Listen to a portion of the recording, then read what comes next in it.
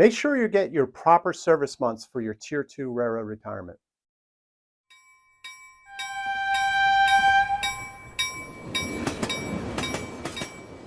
Welcome everyone to another edition of the Highball Advisors Railroad Retirement Whiteboard.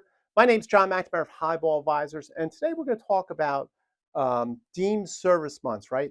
Talking about getting that, building that Tier 2, all right? Making sure you get all those months that you are due, all right? Because every month that gets added to Tier 2, that's more money to you in railroad retirement, right? Because that's a big part of the calculation is months of railroad service in the Tier 2 calculation, right? So just as a refresher, Tier 1 is the top 35 earning years of Social Security and non-Social Security years, so we're not talking about that. But Tier 2 is one of the factors is there the months of railroad service. So what is those, how is those months being calculated, which is important.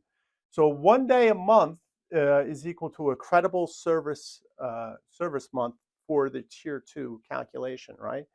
So first of all, you have to be employed by a railroad or have a relationship with the railroad. So employment is one way to do it. You could still be collecting these credible service months on a leave of absence or even a furlough, a sick leave, or a suspension. All have the possibilities of getting that credible service months. So let me just give you an example of what I am talking about here. And then I think that's usually the best way to do it.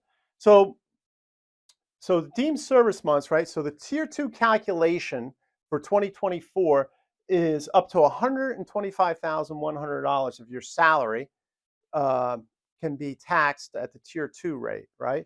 But if you divide that by 1/12, right, 12 months in a year, that comes out for each month of the year up to $10,245, okay?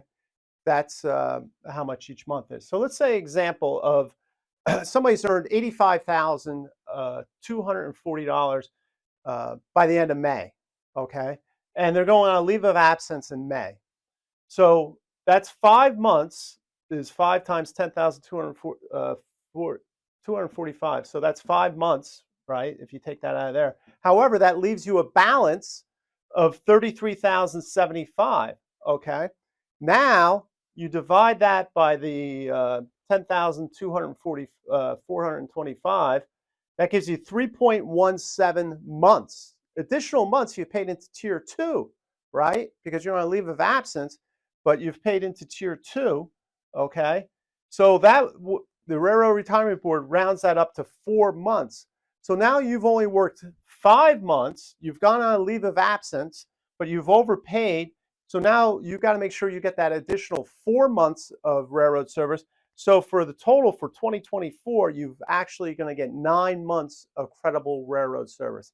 So very, very important there that that you still get those deemed service months that we talk about, right? Because especially if you've paid into it, you want to make sure that you get those, especially if you're going over this annual or monthly limit of $10,245 a month. All right, so I hope you found this video helpful. Click, if you have any questions, put them in the comments. I'll answer them. Click on the notification bell to get the latest video. Please subscribe to the channel. I do appreciate that. And until next time, everyone, please stay safe, stay on track, and take care. So long, everybody. Bye.